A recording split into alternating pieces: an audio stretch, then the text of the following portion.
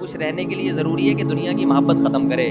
جس کے دل میں دنیا کی ہوس ہے وہ خوش رہنے کے علاوہ دنیا کا ہر کام کر سکتا ہے. سمجھتے ہو؟ جب وہ دنیا کو مسافر خانہ نہیں سمجھے گا تو پاگل ہوتا رہے گا. ابے اس کے پاس پلاٹ آ گیا, ابے اس کے پاس گاڑی آ گئی, ابے اس کا امریکہ کا ویزا لگ گیا, ہم یہاں ٹھیلے بیچ رہے ہیں, ابے یہ. سیدھا سیدھا بولو بھائی بھاڑ میں جائے. جب بحریہ ٹاؤن کے مالک کا جنازہ اٹھے گا تو میرے دوست نے 2 پلاٹ لے لیے تو کون سا تیر مار دیا؟ جو اونر ہے وہ مر جائے گا.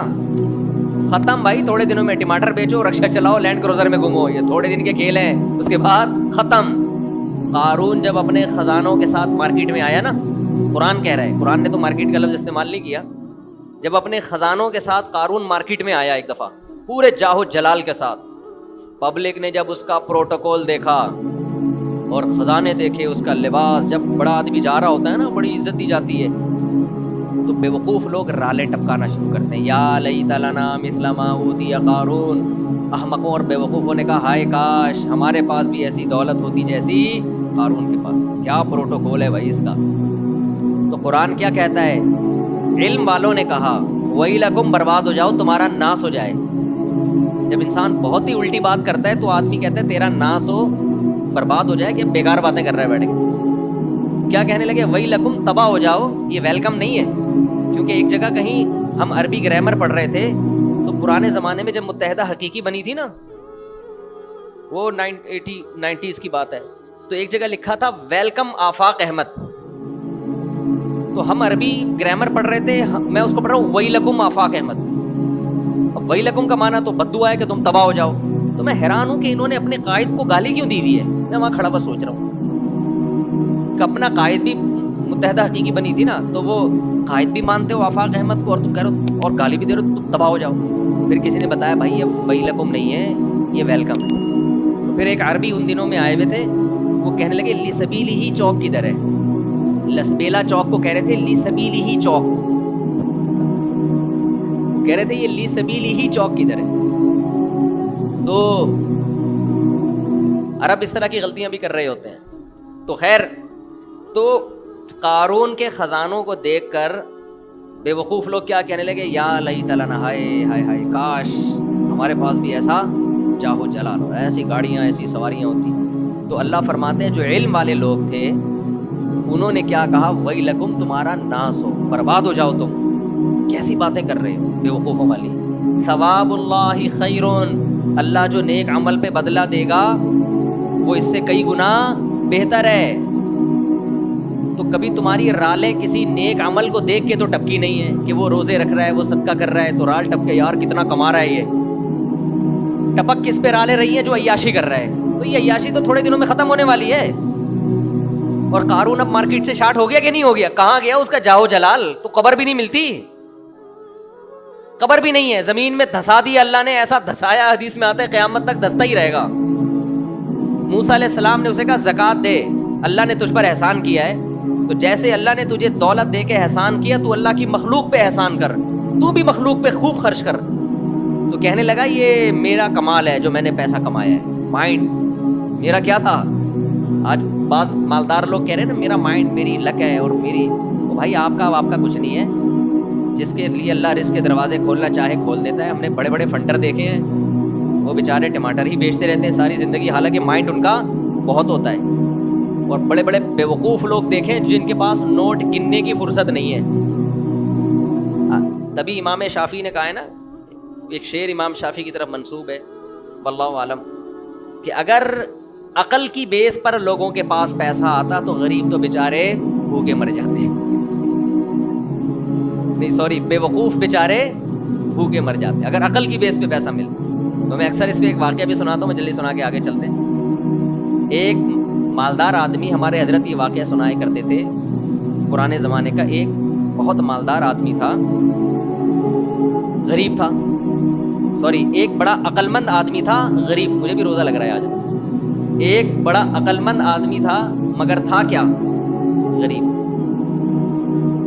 اکثر ایسا ہی ہوتا ہے, عقل مندوں کے پاس پیسہ نہیں ہوتا, لیکن یہ قاعدہ کلیہ نہیں ہے. مالدار بولیں گے مفتی صاحب ہمیں بیوقوف کہہ رہے ہیں.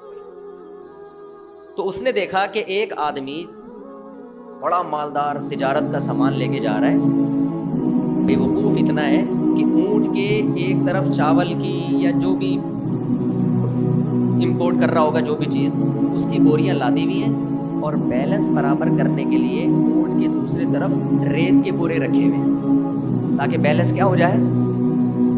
10 بوریاں چاول کی یہاں ہیں تو وزن برابر کرنے کے لیے 10 بوریاں ریت کی ادھر. اس امیر آدمی نے لفٹ مانگی اس غریب سے، کوئی نہ روزہ لگ رہا ہے. اس عقل مند آدمی نے لفٹ مانگی اس بے وقوف سے، کیونکہ یہ عقل مند غریب تھا. تو اس بے وقوف نے اس کو لفٹ دے دی کہ چل تو میرے ساتھ اونٹ پہ بیٹھ جا. اب اس عقل مند نے اس بے وقوف مالدار سے پوچھا کہ یہ ان بوریوں میں کیا ہے جو رائٹ سائڈ پہ. اس نے کہا بھائی چاول ہے یا آٹا ہے یا جو بھی تھا.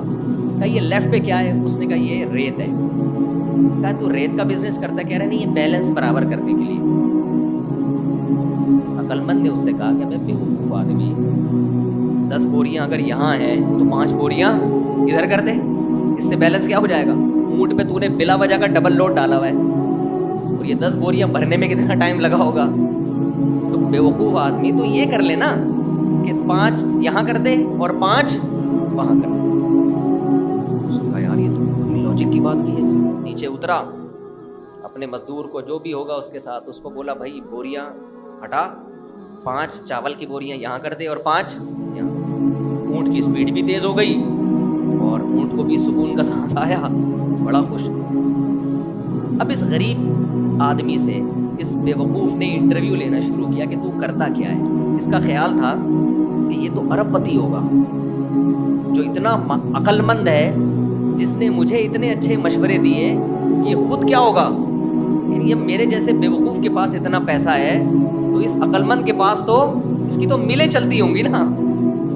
اس سے پوچھا تو کرتا کیا ہے؟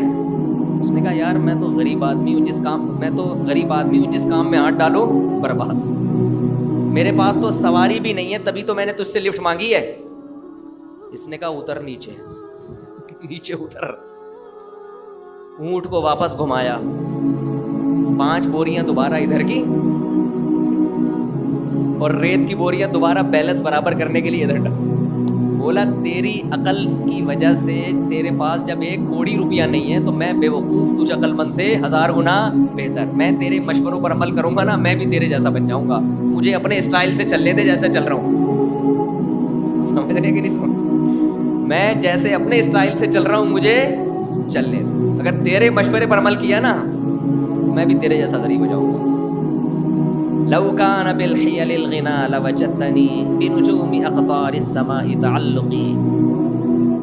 امام شافعی کا غالباً شعر ہے کہ اگر تم دیکھتے محنت سے پیسہ ملتا تو میں پیسے کی تلاش میں آسمان کے ستاروں تک پہنچ جاتا. ہم نے دیکھا ہے بعض لوگوں کا ایک شوق ہوتا ہے، شوقیہ کچھ چیزیں پالتے ہیں رکھتے ہیں، وہ شوق ان کا بزنس بن کے ان کو کروڑ پتی بنا دیتا ہے، حالانکہ انہوں نے سوچا بھی نہیں ہوتا کہ اس شوق سے ہمیں کیا ملے گا، پیسہ. اگر وہ پلاننگ کر کے کرتے تو کچھ بھی نہیں آتا ہاتھ. اس کا مطلب یہ نہیں کہ آپ محنت نہ کریں. پہلے ہی ہمارے یہاں دوستی بن چل رہا ہے، اٹھتے نہیں ہیں 12-1 بجے اٹھتے ہیں، ایک دکان پہ نہیں بیٹھتے. محنت تو کرنی ہے لیکن ملے گا اتنا جتنا اللہ نے مقدر کیا.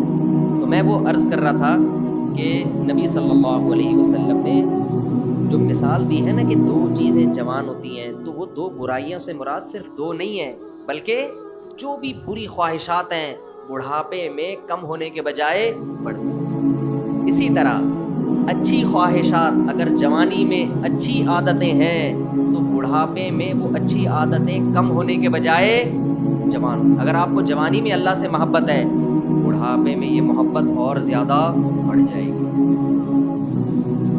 جوانی میں دنیا کو مسافر خانہ سمجھتے ہو، دل نہیں لگاتے، بڑھاپے میں بالکل لفٹ کرانا چھوڑو. ہم نے دونوں طرح کے بوڑھے دیکھے ہیں، سخی بھی اور کنجوس بھی. جو سخی ہوتے ہیں وہ بہت سخی ہوتے ہیں کیونکہ وہ جوانی میں سخی ہوتے ہیں نا، تو یہ سخاوت بڑھاپے میں ان کی بہت زیادہ بولو بڑھ جاتی. پھر وہ جاگیروں سے دل لگانا بالکل چھوڑ دیتے ہیں، بالکل چھوڑ دیتے ہیں. اور جو کنجوس ہوتے ہیں نا جوانی میں، بڑھاپے میں اللہ کی پناہ آدمی کانوں کو ہاتھ لگا، نوٹ نظر نہیں آ رہے ہوتے، ایسے ایسے گن رہے ہوتے ہیں بیٹھ کے، یہ میں نے بھی اپنی آنکھوں سے دیکھا ہے، نظر نہیں آ رہا نوٹ، دیکھ رہے ہیں یار کم تو نہیں پڑ گیا کر کے نا، چیک کر رہے ہیں کہ اس میں اصلی ہے، ابے اب تو نقلی بھی ہے تو کیا کرنا ہے، اب تو اگر نقلی بھی ہے تو اپنے دانت نہیں ہے کھانے کے لیے، پیٹ میں آنت نہیں ہے کھانے کے لیے، چبانے کے لیے دانت نہیں، کھانے کے لیے آنت نہیں، تو اصلی نقلی کا رہ کیا گیا؟ شوگر کے آپ مریض ہیں، مٹھائی آپ نہیں کھا سکتے، اب تو آپ کو بچے پال رہے ہیں، اللہ اللہ کرو، مصلے پہ ٹائم گزارو اور نکل لو پتلی گلی سے، اللہ زندگی دے سارے بوڑھوں کو، لیکن اب تو یہ سوچ ہونی چاہیے نا، نہیں جناب ایسے ایسے گر رہے ہوتے، اتنے لالچ، اتنی ہوس، دل، اور ایسا پراپرٹی میں دل لگائیں گے، ادھر پلاٹ، ایک بوڑھے کا فون آیا میرے پاس، غیبت اس لیے نہیں، کسی کو کیا پتا کس کی بات کر رہا ہوں، میرا خیال ہے 85 سال تو ان کی عمر، اور 10 قسم کی بیماریاں، کہنے لگے، رو رہے تھے میرے بیٹے کا کاروبار کا نقصان ہو گیا، گھر میں بڑے مسائل آ رہے ہیں، رزق کی تنگی ہے، میں بہت ٹینشن میں ہوں، میرا دل مجھے ترس آیا، میں ان کا مذاق نہیں اڑا رہا، مجھے ترس آیا، میں ان سے کہوں کہ حضرت آپ کی کیا رزق کی تنگی ہے، آپ کی زندگی گزر چکی ہے، آپ نے ویسے ہی 2 پاپے صبح چائے میں ڈال کے کھانے ہیں بھائی، دوپہر دھونے والے کھچڑی کے کھانے، زندگی گزر گئی ہے، اب ان چیزوں میں کیا رکھا ہے؟ جو بیٹا جس کا کاروبار ڈوب گیا اس کو اتنی ٹینشن نہیں ہو رہی، جس نے آگے زندگی گزارنی ہے ابا کو اس سے زیادہ ٹینشن ہو رہی، لیکن ہم نے نیک بوڑھے بھی دیکھے، نیک بوڑھے بھی دیکھے،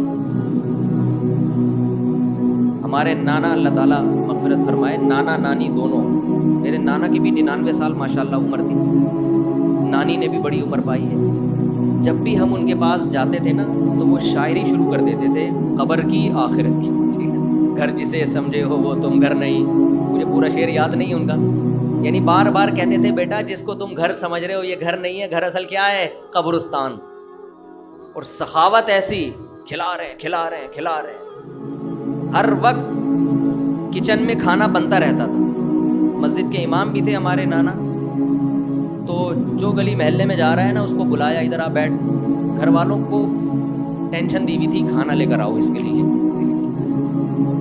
گھر والے بھی تنگ آ گئے تھے، تنگ آنے کا مطلب ظاہر ہے بار بار کھانا گھر میں پکتا رہے، لیکن سخاوت تو تھی نا، تو ایسے بھی دیکھے ہیں بھائی، گھر ور کچھ ان کو کوئی دلچسپی نہیں ہوتی پلاٹوں میں، جائیدادوں میں، یہ جوانی میں ختم کر لیا تو ہو جائے گا،